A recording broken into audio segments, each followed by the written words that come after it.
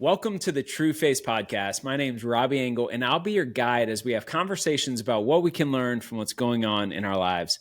Most of us get stuck in our relationship with God and others, and we end up wondering, is this really all there is to it? Here's a question. What if God isn't who you think he is, and neither are you? The grace-based relational discipleship resources at trueface.org will help you answer that, to help you live into your true identity. And this conversation with a friend of mine, Todd Fields, is going to help you to do that.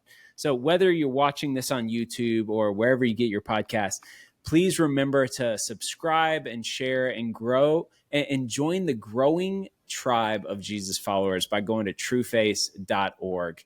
This is going to be coming out right after Thanksgiving. And while we're recovering, coming back into work, and I want to start before we jump into this to say I hope everybody was able to rest over the break, that you were present with your family and with Jesus, and that we continue that into the week as a lot of you listen to this on Mondays when they drop. And I also wanted to thank people, since tomorrow's Giving Tuesday and I'm supposed to do this stuff as a donor-driven ministry. It's not because I'm supposed to, but thank you for a lot of y'all listening. That it has been miraculous how your generosity has kept this ministry going. In its 28th year, there has been a faithful tribe. There's under 400 people that give a year, from $25 to a lot more than that, that keep us going. We're 70% donor driven, 30% revenue driven as a small ministry. And it's people like you and I who have been impacted by this ministry that give whatever God puts on our heart to give. And that allows our team to keep producing grace-based relational discipleship resources to help people go deeper in their relationship with God and others, to get unstuck, to experience transformation that comes from seeing God who he is as a loving father and seeing ourselves who we are as sons and daughters of the King. So thank you, everybody listening. And if you haven't and you've been blessed by the ministry, please consider giving any amount to Trueface at trueface.org. So that's my segue. I got the honor today of I get the honor of introducing a friend of mine, Todd Fields, to the Trueface podcast. This is overdue. Todd, welcome to the Trueface podcast. It's good to be with you, Robbie. Thanks for having me on. It's always good to hear your voice, man. That sultry, smooth voice that y'all hear. He's not a radio personality, but he is a worship leader. So Todd has been married for 27 years. He's got 4 boys. This guy has led worship, partnered with all kinds of ministry leaders, Andy Stanley, Louie Giglio, Billy Graham. He was at North Point for about 22 years leading worship, and he has been leading a ministry called Worship Circle since 2013, which is an incredible ministry to worship leaders and pastors. And you can check out more at worshipcircle.com or their YouTube channel. I was listening earlier today to some of y'all's stuff on YouTube, and it was just beautiful. And more important than all that, even Billy Graham, is that Todd led worship for our first Trueface retreat a couple years ago. So some of you are like, oh, I get to hear Todd again because you got to spend a whole weekend and worship with him. So Todd, what did I miss about Worship Circle? What should we know about Worship Circle? Man, it's funny you ask, because I tell leaders that if someone had asked me to be in Worship Circle, 10 years ago or 15 years ago when I was in my mid-30s, maybe I would have said no. I'm like, I don't need that, because I'm at a highly successful church and things are going great. But I don't know that I had really paid attention to my heart and all that, or ever been on this journey toward knowing myself. So it was like, that's what we do. We fight for people, sons and daughters of God, to slow down so that they can be seen, loved, heard, and have just a place to be real. And we find that God meets us there. So we've been doing it for almost 10 years now. That's awesome. It's been awesome. And to give some more context, it is worship leader. It's an environment for worship leaders to get into a cohort, a group, to Right. journey together on that over 9 months. Yeah, In 9 months. an amazing experience. Yeah, we're starting pastors groups too in 2024. So Let's go. Louie Giglio said years ago to me that the lead pastor is the worship leader of the church. And as his heart goes and as his life and soul goes, so go the church. So we've decided to invite pastors into this journey with us, and we can't wait to see what God's going to do with it all. That's awesome. Todd, I think we met probably 8 or 9 years ago. We had met, and then we started doing ministry together. You were leading some stuff at North Point that I was a part of. And then we both transitioned out, but we have become friends and journeyed together. And how our ministries intersect now with you leading the Trueface retreat a couple weeks ago in Asheville was pretty special. And for those listening, I don't know if you can sign up for the retreat next year. I'll get Lana to make it possible, but Todd's going to be back next year leading worship. And so we're super excited about that. And it's an honor to be your friend. I've learned so much from you. I look up to you and I love you. So it's time to share you, my friend, with my other friends on the Trueface podcast. And we were talking earlier about some of the stuff that God's teaching you. And I was like, it's time. I'd love to unpack that further with you and hear what's going on in your heart and what you've been thinking about. Yeah, it's I've been on a long journey, as we all have. I think, God got a hold of me about a decade ago. It was actually at a retreat, a men's retreat, and it was around the time, not too far away from the Trueface retreat model that you guys were doing. But God brought me back to this idea that I'm His and that He loves me. And I think that I had thought, God most wanted what I could do for Him. Mm-hmm. Versus just who I am as His son. And I don't know that I understood that, and had lived a lot of my lives. And I don't look back in my journey, Robbie, and say, hey, there was anything wrong. It's just all I knew at the time. But in 2013, 12, 13, just experience and kind of heard from God for the first time a simple but yet profound I love you. And it was the beginning of me starting to go on this long journey I'm still on, which is to know myself better. The idea that, to know God, we've got to know ourselves, and to know ourselves, we've got to know God. Those two go hand in hand. So just the journey and the workings of that. And it's been a long road. And there's been so many surprises by God where He's reminded me with His presence that I am loved and not alone. Our purpose at Worship Circle is to let people know that they're loved and not alone by God, which is the gospel. And, for me to experience that personally was and is profound. It's kind of changed my idea of what I thought God most wanted for me.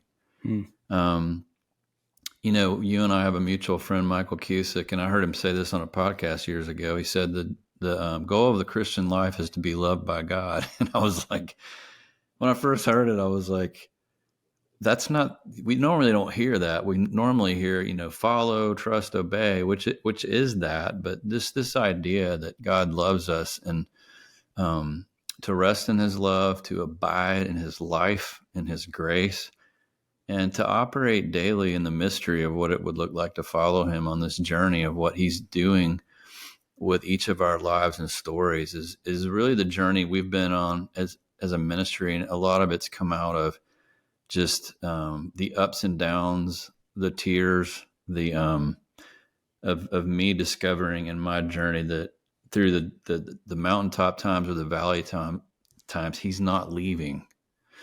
And for so much of my journey, Robbie, I was, we got to tell people Christ died for their sins so that they can go to heaven. And I still believe that's a huge thing as being the message of the gospel. But I also forgot this key phrase that Jesus said before He left, which is, I'll be with you always to the end of the age. And this, that to tell people now, always is always. And, you and I had a friend and mentor, Reggie Campbell, who is with Jesus now, and he helped just kind of speak encouragement and life into me, and just the importance of small group. and mentoring and this journey for both of us. And his life marked me too with the formation of Worship Circle. But I think Reggie taught me that God will be with you up until your last breath. And that rocked me just to be a part of his journey. And it's something I've seen. It's not something that I believe and go, wow, maybe he'll be there. No, I saw him there with my friend. And so now with the days I have left, it's just kind of like, how do we bring ministry leaders who, I don't know, from seminary on, it's like we have a mission, let's accomplish the mission, which is great. But I always tell people the mission of Todd's heart being reached by God's love had not been accomplished. Like I prayed a prayer, but I hadn't slowed down enough in my life to learn how to walk in a rhythm that was sustainable. And so, you and I talked on a call earlier, just like what's a principle or what's God teaching you right now? And we just had a retreat at Worship Circle. We have an annual retreat called Rest. It was at Stone Mountain this year. And as part of my healing journey and just continued work, the Lord gave me 4 words and four things to pay attention to on my dashboard in this season. The first one is slow down. And I think of the verse, be still and know that I'm God, and how important that is. But I don't know that I'd slowed down much at all in my life. And people that knew me would tell me, you're always in a hurry. And then I remember Reggie, like a week before he passed away, he spoke a blessing over me, and he said, Todd, you need to slow down. And I was like, okay, Lord, I'm thinking I'm going to start to get the message. Then I started backing up from that and go, God, what is it in me that feels like I have to hurry? And then it was things like, am I going to miss out? Am I not going to be enough? Am I not going to have what God's promised because I'm not working hard enough for it? Just those questions around slowing down. And so part of my, mantra or just goal or thing I'm renewing my mind with in this season is slow down and sense when you feel like anxiety's creeping in or you want to get in a hurry about something. The second was breathe. And I had a Catholic father, Father John, in Colorado at a ministry intensive I went to. We were in this small group, and before we left, Robbie, he said, hey guys, pay attention to your breath because one day God's going to want it back. And I was like, I have no idea how much just slowing down to breathe deep and slow my heart rate down and body and just to be still and be present with God and not have to do anything, but just be, how much that would impact my life. And it's still, I feel like culture is just always saying, move fast, don't slow down and breathe. So one of the things I'm learning is just to sense when things are getting out of hand. I feel like I'm trying to accomplish too much in ministry life or whatever area it is. And to be able to say, God, would you give me the ability to slow down and to breathe? And then the third one is be present. Presence, we talked about Jesus saying, I'm with you always to the end of the age. And my family would tell you that for a lot of their interaction with me, as much as I would say I wanted to be present, my mind was always somewhere just all over the place. And I'm doing work to figure out why that is and continuing that journey for myself personally. But the ability to look a friend or a family member in the eye and give them your listening ear and to be with them in that conversation is just such a gift. And so I've learned that for me to be present with others, I have to be present to myself and present with God on this journey daily. But all of this is not a striving. It's like, Todd, you're saying you want to slow down, you want to breathe, you want to be present. It's not something I'm fighting for or struggling for. It's more something I'm surrendering to. And this idea of, God, the Lord being the vine, I'm the branch, and abiding and resting and living in a place of just surrender. So after breathing, the last word the Lord gave me is feel. And I'm learning just through some work I'm doing that our bodies are such a gift from God, like an instrument panel on a dashboard. And I've heard people say that if you don't slow down, your body will slow you down. Like something will happen to where you'll have to be in the bed. Your body will say, enough. I need to be able to slow down and rest. And so for me, it's just been paying attention to that, paying attention to getting rest, paying attention to getting what I need to be able to function from day to day and to carry out the tasks and the assignment that God's given me, but also to be able to let out emotion. And rather than be ashamed of weeping in a day, but be curious about, Lord, where's that feeling coming from? And it's okay to feel. More importantly, you're with me in that feeling. So, in church circles, it was a lot of times, just all about what we believe in our head. That's true. But there's also feelings are valid, and to be curious about where they come from is just a really new thing for me. So I'm 54 years old, Robbie, and I'm learning to slow down. I'm learning to breathe and be present and to feel.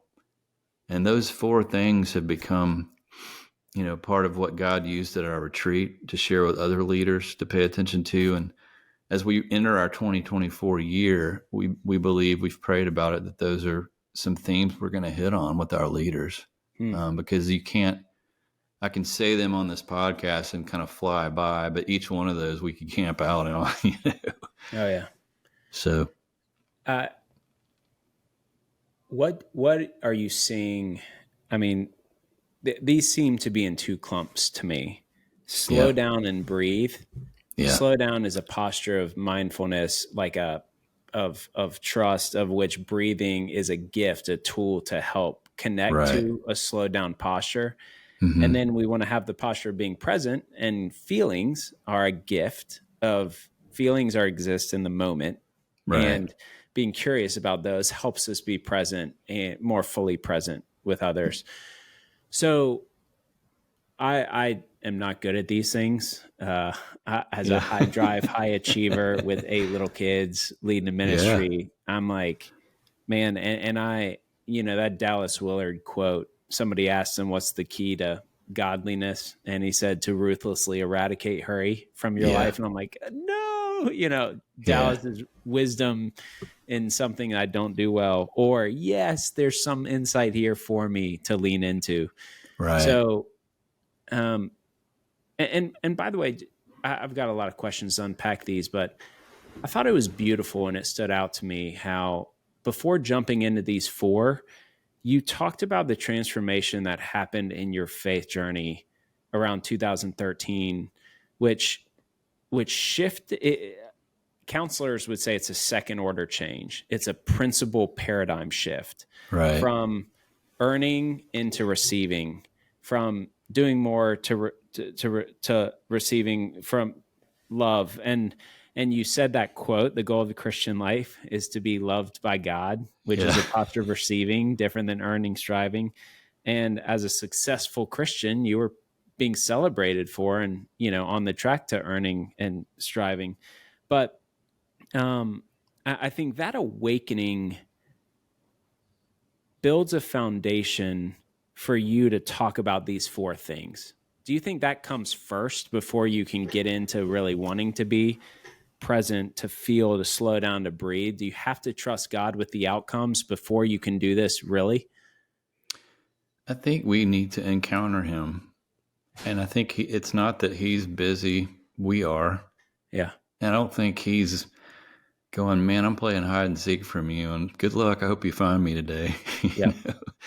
And so I was around some people, Robbie, that modeled a life where they just trusted that God was there, like for real. It wasn't, hey, here's the new sermon series at church, so if you do these things, your life's going to be better. Yeah. There's a need for great principles. But for all of us, I think there comes a point where, for me, I was like, God just supernaturally intersected me with his presence and his love in such a way that it was personal for me. And I don't know, I've thought about this because at Worship Circle, I want every leader to encounter God in an intimate way, because it does all stem from that encounter, and to learn how to encounter him, not just in the, from time to time, but in the day to day and the mundane as well. And to know that he's there is a big deal. So I think there's a point where it's like, it starts with, Lord, I want you to show, like Moses said, show me your face. And no, we can't see his face, but would you show me your love? Would you show me your intimate involvement and heart for me as your kid? And would you, I'm going to do what I can to slow my life down and to be present with you, and to give, guys like Dallas were talking about the importance of silence and solitude. I had never practiced that really my whole life. It was more, hey, did you have your quiet time today? Did you read scripture? And it became, have you made space for God that you don't necessarily have an agenda for, but you're just going to stop and be still and breathe? There's these practices like centering prayer. I'd never heard of centering prayer. That's kind of mystical. Yeah, it is. But if you look at the life of Jesus, especially with those of us who are in ministry, I often tell people, and I have to tell myself, Jesus said no a lot. He could have done way more with way more people because he was God, but he lived in a human body, and his human body, it was a dashboard going, hey, you need to rest. You need to get away. And he was God. And so it's for us to be curious about what his life speed was like.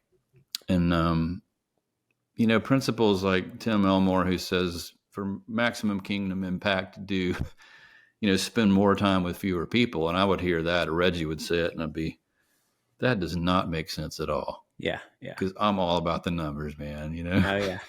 Yep. But, and so, you're back to your question. It's like, there needs to be an encounter, but I think there needs to be a slowing down to encounter. We can't. Yes. God's not moving at 100 miles an hour. And that encounter shifts it from a religion, a knowledge of, to an experience of. And when we shift from knowledge of God, which you were a professional ministry guy, you knew plenty and you were doing plenty. Yeah. And until you experienced, which I think comes at the beautiful intersection that God has us all on a journey for, of humility, surrender, whatever he uses to get us to a point of encounter, experience, receiving, posture of humility. After that, then you go, oh, if you've done it all, and if you are all in me, then an unhurried heart that's more conducive to receive all this goodness, which my soul is thirsty for, let's go. But before, I read all those books too, like Practice of the Presence of God by Brother Lawrence and all this stuff. And I wanted that stuff. It just didn't make sense until there's a certain point in our journey. And I think that's part of the beautiful adventure of God's grace in our lives.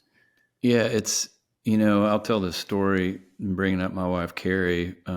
Reggie taught you and me at times to say, he would journal every day and so say, God, would you show me how you love me today? Yeah. And I remember, that's a risky question, because what if he doesn't? Yeah. What if you don't give me some supernatural thing or something? But I learned over time that he does. But he'll show you things that if you're going, Lord, are you really there?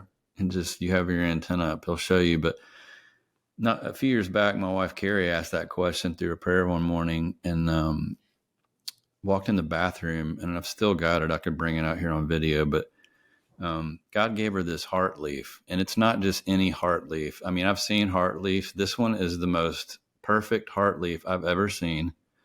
Yeah. You can't make this stuff up.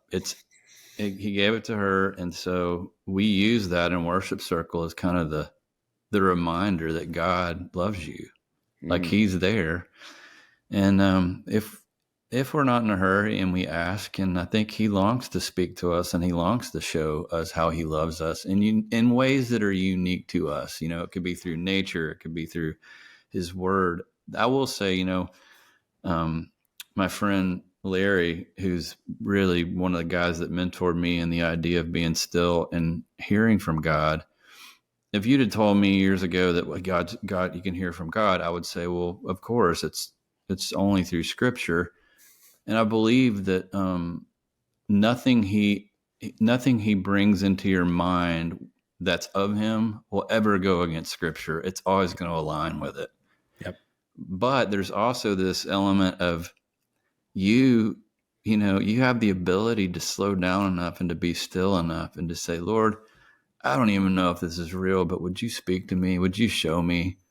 I want to hear from you today, or I need to know what to do. Would you speak to me and show me what to do? And it's just a fun journey. It's not an exact science, and it's a mystery. I always Well think, said.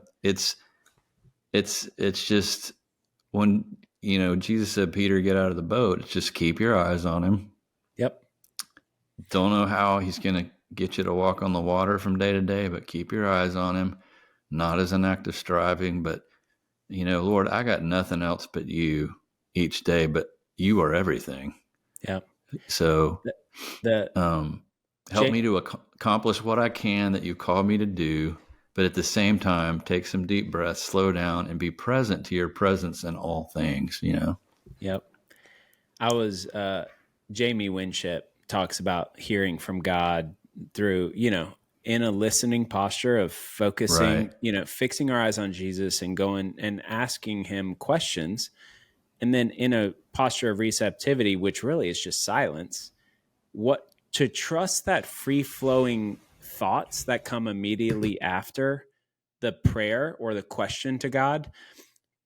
He simplifies it in a way. It's like, oh yeah, that free flowing of thoughts. And then it's really like a radio. You start getting tuned into that free flow of thought to differentiate what you would think of might being your thoughts versus the voice of God. And, Right. and I was spending time with God about a week and a half ago, and it was in the morning. I was breathing. I was at a lake. I was looking at the lake, and I said, there was, one of my kids came to mind. And so I said, God, what do you want me to know about this kid? And the immediate Wow. thought, and then I just was silent. And the immediate thought was about a dream I had the night before.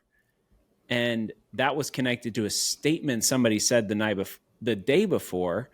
And then an immediate thought to do a specific action with this son came to mind. And I was Wow. like, okay, so is God using dreams? Is he speaking to me? Like, Yeah. what is all this? Or is it just free flow thought? And so I said, it doesn't matter. Obedience means I'm going to trust that and I'm going to do it. And it is a position of vulnerability and humility to trust that thought. And it was like, we're talking 3 seconds less, of like dream, comment, connected to a thing that I could do with my son, all of those like instantaneous. And it was like, okay, God. And then I spent about 5 minutes thinking about the reasons why I shouldn't. Is that God's voice? All that stuff. And I knew those were my thoughts. But, and so I did it. I did that thing. Yeah. And it takes vulnerability and humility because it's like, is this stupid? Am I going to embarrass myself? And then the shame creeps in of like, Robbie, you're a professional ministry leader and you can't even hear from God, let alone trust that voice. And It's like, no, those are lies. I get access to a loving Father who's smiling. And it might just be that he wanted me to practice faithfully trusting that voice. And not, it's just, it's an adventure, isn't it? It's a mystery. It's an adventure. And for those of us in ministry, for me, a lot of my years was, Lord, you got to give me something to share with people. Because I'm a professional Christian, so come on, give me a download. Gosh, and it's almost like to get to a place where it's just like, Lord, what do you got for me today? Yeah. And at the Trueface retreat, Schulte was speaking. Yeah. And he was talking about. He asked all of us, how many of you are needy? And not one of us raised our hand. Yeah. Because you don't want to be needy. And I realized, by the end of his talk, he's got everybody's hand in the air like we're all needy. And that's that's really a vulnerable thing to admit, but it's also, that's the only way God can meet us. Yeah. To say, God, here's another day. I got nothing. I have everything in you and my position in you. I'm covered by your righteousness. That position will never change. But as far as God, what, I can't orchestrate anything today that's going to mean anything in eternity apart from surrender to you. And so would you guide me? Would you bring the phone calls that need to come? I'm going to do all I know to do with what you've given me to be, to do, but you've got to orchestrate this journey. Yeah. And do I trust you in it? And I was walking a couple months ago, just with some of the things I'm going through, I'm in my life. It's the Lord reminded me. I was looking up at the blue sky. It was kind of toward the end of summer, and I saw this blue sky. And he said, "Todd, you know how many times I said, 'Fear not'?" Mm. I'm like, "Yeah, Dad, you did." He goes, "And I'm not going to give you a stone or a snake. Do you trust me?" Mm. And that for me is kind of where this all is. It's like, God, do I really trust you enough to slow down, to breathe, to be present, and to feel? And the naysayer in me would say, well, you're too busy. You've got so much going on. I mean, look at how many galaxies there are that we're finding out about through this new telescope that are bigger than what we're in. And I'm like, this isn't comprehensible. How can this guy who created all this have time for me? And I don't know how it works. I don't know how he does it, but all I know is he meets us when we make that space, and when we just let go and surrender to what he might do in the mystery, Yep.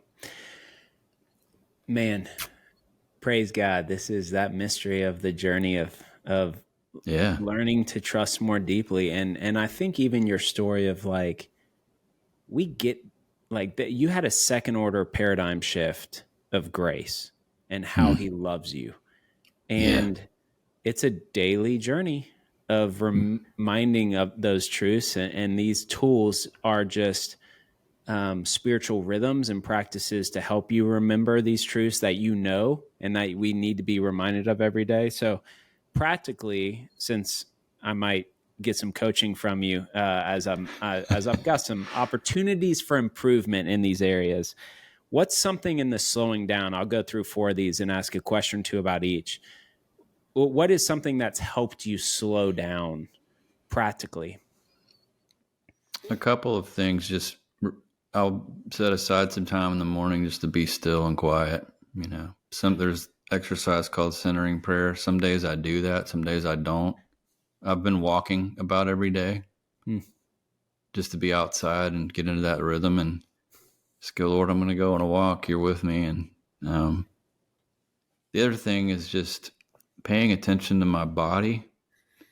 And if I start to get anxious and wound up, knowing that I do need to slow down in that moment. Like, don't send that email when you're amped up. Don't send that text right away. I'm trying to learn how to just, if I get something that's setting me off or bringing up things that I can't deal with in the moment, just to slow down and say that doesn't have to be responded to right now. Yeah. So those are just some practical things in my life right now.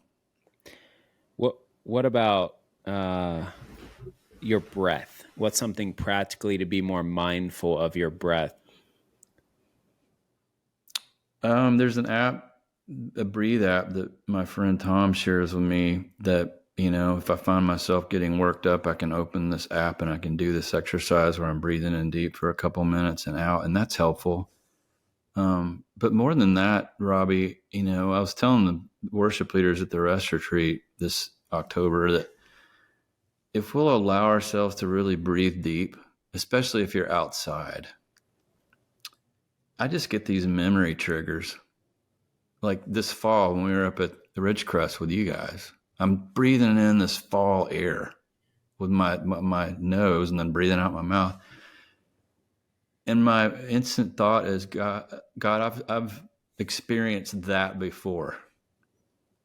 And he's going, yeah, you've experienced it your whole life when fall hits, and it's a reminder that I'm with you.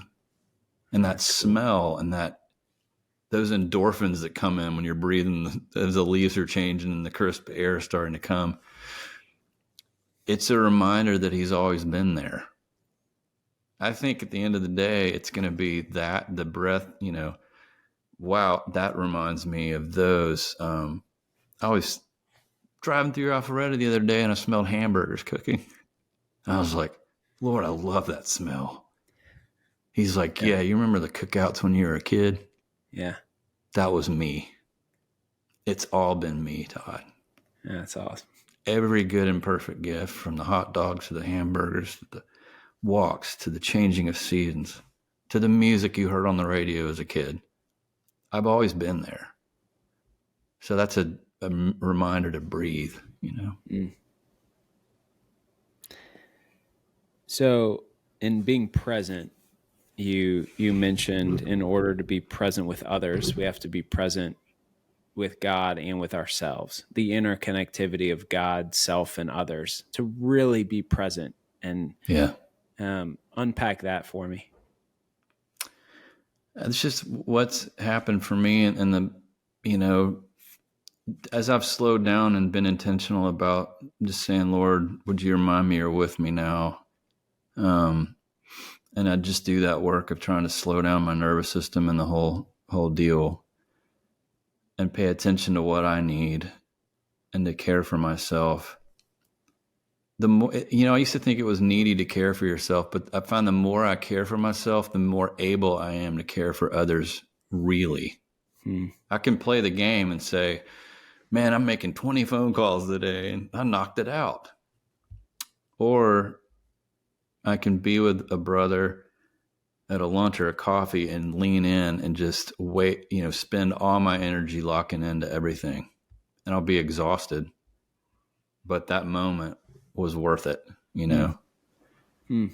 And, anxiety and fear cause our brains to think about things that are going on while we're looking another human in the eye. But I'm just trying to get better at, if I've got a window with another creation of God to go, I see you, brother.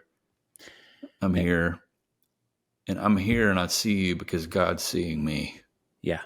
And I built this practice into my life of paying attention to what I need and what God's willing to give me before I ever gave anything to you. Because anything I would give to you other than what he's given to me isn't really worth. You're not going to walk away with anything.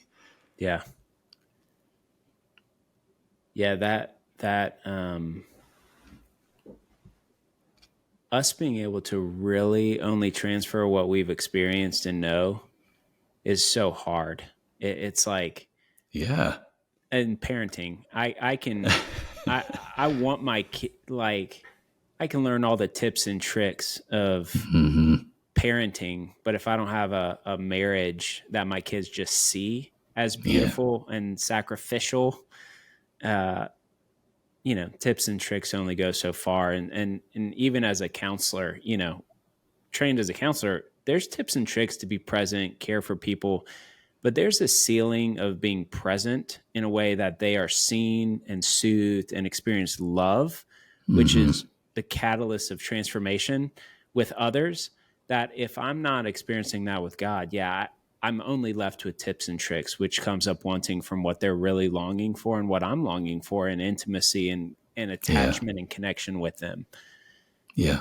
It is, isn't it like, I mean, the interconnectivity of God, self, and others, of like in the design as the Trinity, how we're made for relationships, and how then Jesus simplified it as like, this is it, love God, and the other ones like it, love others.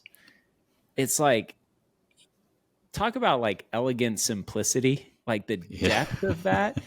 It's like seminaries, I don't know, we could save a lot of money not going to seminary and just like double click on that as much as we can. And it is an endless treasure trove of, it really is, insight. Yes. All right. Last one, feeling.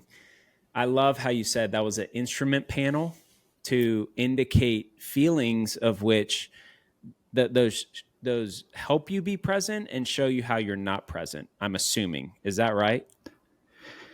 Yeah. And I also think, as we go on this story journey of trying to figure out, with some of the just counseling and therapy work I've done, like there's things in all of our stories we do not remember. Hmm. We're just not going to recall them, but our bodies do. They tell a story. And so paying attention to emotion, like why are you starting to want to cry here? Like it's more than just, wow, that got that guy emotional. Going, Lord, where's that coming from? Yeah. And I think for, for many of us, especially men, it's like, man, don't cry, that's strength is don't cry. And strength is run as fast as you can and knock it out of the park as much as you can. But, I love the verse Jesus wept. It's such a short thing, but I just, there's been moments, especially the more healing that I go through, where I'll just sob and weep. And I heard my friend Tom said, that's a sign you're healing. And I'm like, Yeah. man, no one ever told me that weeping would be, beneficial. But, and it's not all just about weeping. It's about allowing your heart to be joyful too, and celebrate and be happy. And, but paying attention to that stuff and being curious, like, Lord, where's this coming from? Yeah. Well said. God, let it be so that we are present and we experience these feelings, these emotions with you, with others. Yeah. And Hesed, I don't know if I'm saying it right, the theme of who God is as loving kindness, with Mm-hmm. experiencing like joy as a natural response of experiencing the Hesed of God. I don't know if I'm saying that right, but that is the mystery of what we have access to in this kingdom living. Yeah. That, oh, it's so good. Todd, thank you so much for joining this Trueface podcast. Y'all, if you know of a worship leader who would be blessed by being in a group, or a pastor to be in a group to process these truths, to slow down and breathe and be present and feel, go to worshipcircle.com and get a minute and join us at the Trueface retreat next year with Todd, and you can hang out in person with this guy. It'll be so good. Thanks for having me on, Robbie, and appreciate you guys and the team at Trueface and all that you're doing, and all that you're all becoming together just as brothers and sisters on this journey. We're with you guys over here at Worship Circle. Thanks, buddy. See ya.